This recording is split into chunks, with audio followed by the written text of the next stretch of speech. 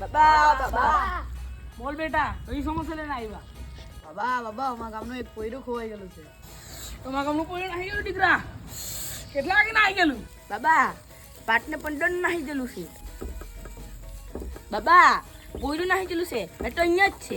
પણ તમે જોયેલું કે નહીં? જોયું તો આખા ગામે જ છે. એ ભૂખું ને પ્યાસું છે.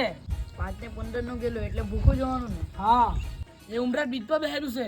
બીચ પર કે બીચ પણ બીચ પર. દરિયા પણ. હા ત્યાં બધી કોઈ લોકોને જોયા કરતો છે. જાઓ પેલો બપોરનો રાહ જોતો છે તમારી. બાબા હા એક વાત કેમ?